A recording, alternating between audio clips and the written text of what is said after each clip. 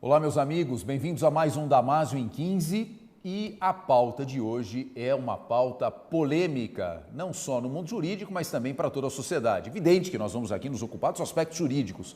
A gente vai falar do tema da prisão após condenação em segunda instância. E eu tenho aqui como convidado meu amigo, professor de processo penal, autor de obra jurídica, o curso de processo penal escrito por ele, é uma obra fantástica, é o livro que eu uso atualmente para atualizar minhas aulas. Uma obra feita com muito cuidado, em que o professor Guilherme Madeira, vocês sabem do que eu estou falando, vai lá, faz análise de todos os julgados do STJ, do Supremo, vive atualizando, inserindo mais assuntos com embasamento doutrinário e jurisprudencial, ou seja, é realmente um livro que eu recomendo para todos os meus alunos em processo penal. Meu amigo Madeira, muito obrigado por vir aqui no nosso Damásio em 15. Estava faltando você aqui, pô, pelo amor de Deus, não é? Você é um professor queridíssimo dos alunos e esse tema aqui realmente precisa da sua competência, da sua autoridade para a gente poder encaminhar corretamente essa discussão. Bom, para começar, me permita, vamos a um brinde tradicional aqui do nosso Damásio em 15, canequinha personalizada. Muito bem, meu amigo. Não é água isso aqui, eu posso revelar o que é? Não, por favor, né? Tá bem, vamos deixar no suspense, por favor, então, deixa, ok? Não contemos, né? Não vamos contar. Diga para mim, entrando aqui no assunto, existem, o Supremo Tribunal Federal está absolutamente dividido e já é assim há vários anos acerca desse assunto. Você poderia sintetizar aqui para os espectadores os argumentos, principais argumentos do ponto de vista constitucional das duas posições, daqueles ministros que são a favor e contra essa matéria? Vamos lá. André e queridos amigos, muito obrigado pelo convite, muito obrigado pela audiência. Temos basicamente duas grandes correntes aí. Fala aqui para mim. Muito bem. Senão eu fico chateado. Tá bem, temos duas grandes correntes aqui. A primeira, eu acho que minoritária, que foi a que perdeu, quem melhor sintetiza foi o ministro Alexandre de Moraes, nosso colega aqui de Damásio. Verdade. Colega de Mackenzie, meu também, verdade, professor do Mackenzie. E foi meu colega de MP, tempos colega atrás. Seu de MP também, acho que o voto mais técnico é o do Alexandre. O Alexandre vai dizer o seguinte, olha, recurso extraordinário e recurso especial não tem efeito suspensivo. Okay. E por não ter efeito suspensivo, não impede a execução automática do julgado. É essa a ideia. Esse é o ponto. Esse é o ponto, sendo objetivo e sucinto do voto vencido. Acho que quem melhor explica é o voto do Alexandre. E aproveitando só, falar um pouquinho, o Supremo mudou muito essa orientação, não é? Mas acho que talvez nossos espectadores saibam, mas, quer dizer, até 2009 era esse o entendimento que prevalecia. Era esse o entendimento. De 2009 a 2016 virou o entendimento e aí passou a ser aquilo que agora voltou novamente a valer, né? Quer dizer, então a gente teve até 2009 essa possibilidade, sim, não é? Ou seja, foi confirmada a condenação em segundo grau, executa-se a pena. 2009 a 2016 houve a proibição de se executar a pena nesses casos. Automaticamente, sim. E agora, de 2016 até 2019, voltou o entendimento. Podendo haver a prisão automática. Podendo haver a prisão automática, agora acabou. Agora acabou. E o argumento que prevaleceu? Antes, só uma coisa, André. Você lembra qual que foi o caso que mudou no Supremo e passou a impedir a prisão automática? Um caso de 2009, né? Fevereiro de 2009, o HC acho que 8407, não lembro 078, o número, alguma mas coisa essa assim. mudança começa no STJ com Pimenta Neves. Lembra do Pimenta Neves? Lembro, sem dúvida, não é? A ministra Maria Tereza vai para o STJ e lá no STJ ela dá o primeiro voto que muda no STJ esse tema e aí impede a prisão automática. E depois, você tem razão, aí vamos para esse HC no Supremo. Agora, você me perguntou, posição majoritária. O argumento, né? O argumento, né? Acho que todo mundo que me segue nas redes sociais sabe que eu sou absolutamente fã do Celso de Mello. O ministro Celso, a meu ver, é a essência de um ministro, é o decano do Supremo. É uma postura ímpar, né? Do ponto de vista daquilo que a gente espera. Você o Celso dando entrevista. Isso, exatamente. Você não vê, né? nada. Foge de polêmica, né? Fala nos autos, né? Exato. Fala com elegância, com comedimento, não é? Legal. E o Celso também, nosso colega de Damásio, né? E ex-colega de MP também, verdade. Alexandre de Moraes e Celso de Mello. E o Celso de Mello, gente, tem um detalhe que acho que talvez você não saiba, André. Ele era promotor da Vara de Registros Públicos. Sim. Onde anos depois eu fui juiz. Então você vê que as coisas podem piorar, né? Você chegou a manusear autos em que houve manifestação do Celso de Mello, não? Não, porque embora tinha muita ação antiga de uso capião, mas aí ele nem tanto. Nem tanto. Então houve um decréscimo, né, da qualidade da vara, tinha Celso de Mello e depois fui eu, mas... Há controvérsias, Mas vamos lá, a questão é a seguinte.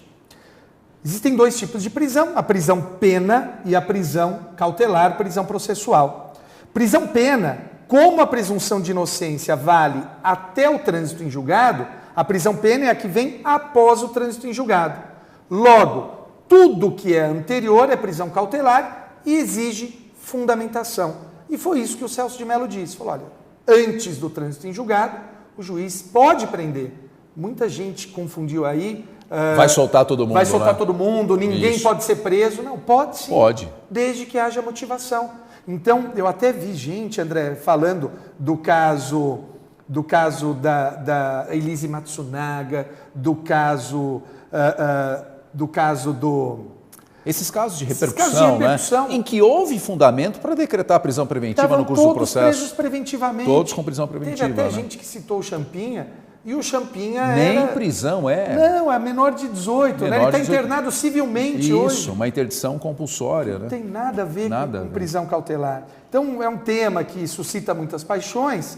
E aí, onde tem paixão, pode haver, infelizmente, falseamento, né, dos dados. Sem dúvida. Então, é uma pena. Esse é um assunto muito importante. A gente está... Eu sempre falo isso aqui no Damásio em 15... sobre a quantidade de concursos públicos que haverá em 2020, mas não nos esqueçamos dos que estão em andamento em 2019. Sim. A gente tem concurso no Brasil inteiro, o delegado do Espírito Santo, não é? A gente tem o delegado do Rio de Janeiro que vai abrir, o delegado de polícia de São Paulo que vai abrir também. Temos o oral do MP, não é? Que está para sair, o oral da magistratura que está em andamento. Eu não tenho dúvida, oral da Magis, oral do MP, esse tema vai ser pautado, não é? Vai. A gente tem até um curso aqui que a gente já preparou, estamos esperando divulgar o resultado do oral do MP para lançar esse curso. Tem a arte aí, produção, coloca a arte aí. Já havia mostrado no outro Damásio em 15, aquela arte do oral do MP, produção está um pouquinho dormindo, olha lá. Curso inédito, faz oral do MP de São Paulo, fiquem todos atentos aí às redes sociais. A gente vai fazer um evento muito legal nesse curso, que é uma banca solene. A gente vai convidar todo mundo para assistir e uma banca solene com ex-examinadores. Que legal!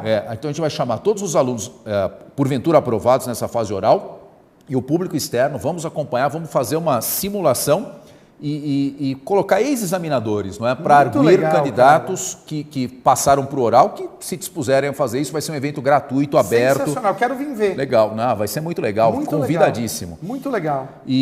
Mas voltando ao nosso tema, né? A gente falava então da questão da prisão após condenação em segunda instância. A gente estava conversando aqui nos bastidores e você me confidenciou uma notícia interessante e atualíssima a respeito desse tema, não é isso? Está aqui no meu WhatsApp. Está no WhatsApp. Conta pra gente o que é, o que está acontecendo aí de novidade no assunto. Apesar de ser WhatsApp, é verdade, né? Porque pois normalmente eu recebi de fonte confiável. Foi aprovada, André, a PEC estão chamando, né? PEC da segunda instância, PEC da prisão em segunda instância. E essa que foi aprovada, do deputado Alex Manente, é um deputado do partido Cidadania, daqui de São Paulo.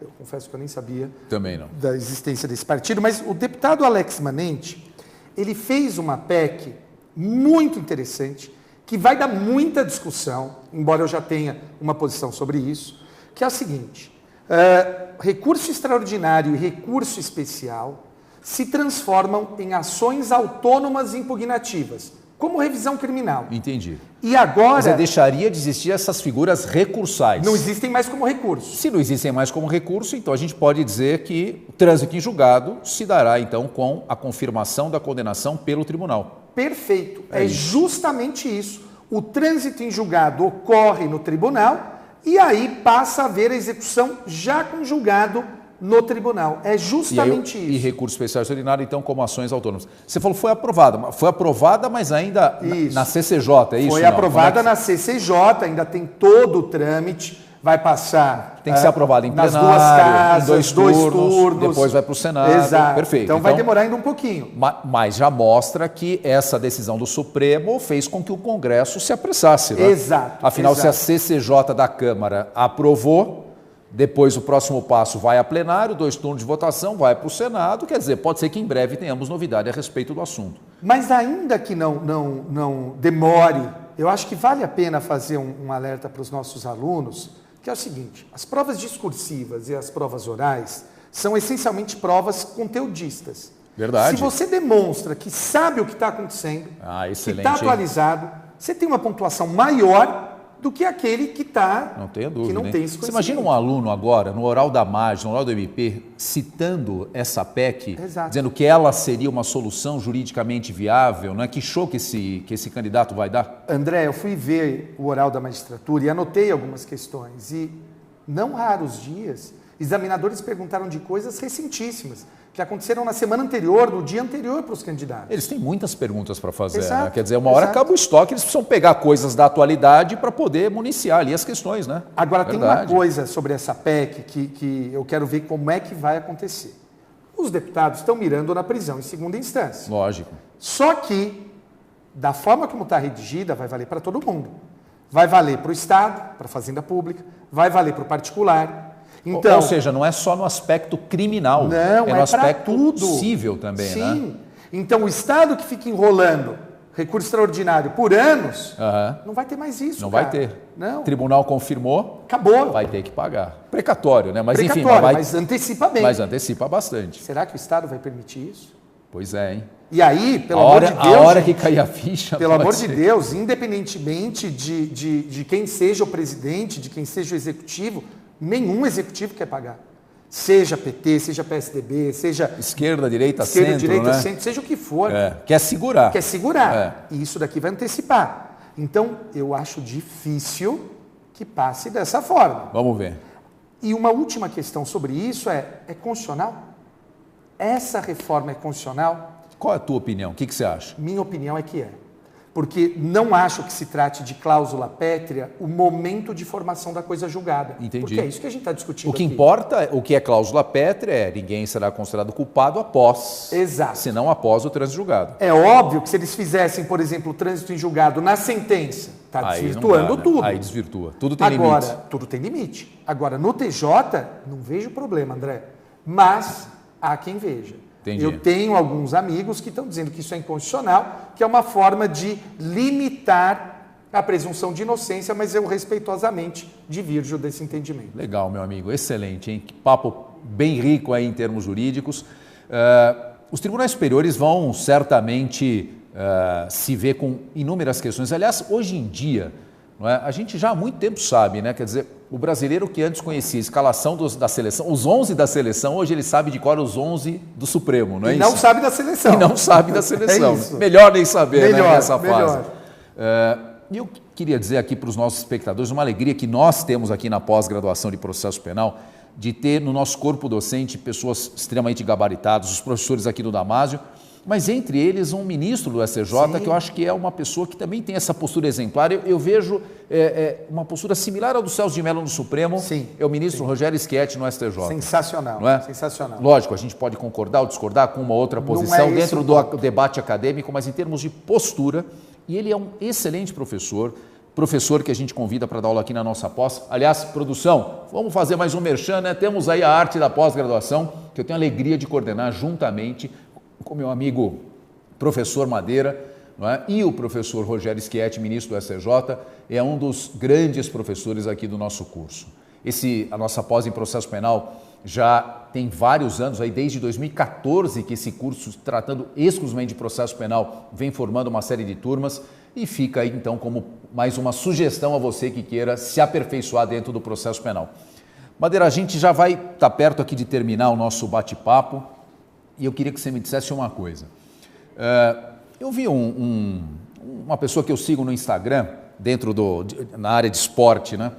Ele falou o seguinte, ele falava sobre o que fazer em termos de treinamento no final do ano. Ele lançou uma série que eu achei super interessante, que era assim: se eu tivesse que te dar um conselho, um único conselho, eu te diria o seguinte: reticências. E aí ele vai começar a dar esses conselhos até o final do ano. E eu pensei, por que a gente não traz isso aqui para o Damásio? Tá perfeito. Pega cada um dos professores e fala assim, ó: se eu tivesse que te dar um conselho, eu diria... Então eu já vou começar com você. Tá bem. Meu amigo, final de ano... sobre o final de ano para os alunos que estão estudando. Tá bem. Se você tivesse que dar um conselho para os nossos alunos, um conselho só, o que você diria para eles? Diria o seguinte: não estude no dia 24 e 25. Não estude no dia 31 e no dia 1º. Esse dia é para você estar com quem você ama.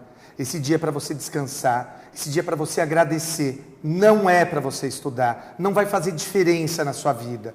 Vai ficar com quem você ama. Vai agradecer a Deus, a Buda, a quem você acreditar. Mas não estude nesses 4 dias. 24 e 25, 31 e 1. Pô, fantástico, hein, meu amigo? Valeu, parceiro. E isso é conselho de quem realmente gosta das pessoas, né? É isso. Não é verdade? Isso. Eu vejo gente falando, não, estuda. Não, cara. A gente é ser humano. A gente não é máquina. Família, amigos. Não é tempo de confraternizar. É isso aí. Espetacular. Bom, eu vou encerrar aqui. Agradeço mais uma vez tua presença, meu amigo. Que bate-papo gostoso, instrutivo. A todos vocês, nossos espectadores, muito obrigado por nos assistir uma vez mais. A gente vai terminar o Damásio em 15 e eu vou deixar vocês com um videozinho falando um pouco sobre o nosso curso inédito, o curso avançado. Um grande abraço e até a próxima. Só uma coisa. O nosso curso avançado é um curso inédito no mercado de preparação para carreiras jurídicas. Um curso que foi elaborado com muito cuidado para aqueles alunos que já estão muito próximos da aprovação, mas ainda não lograram êxito nos concursos públicos.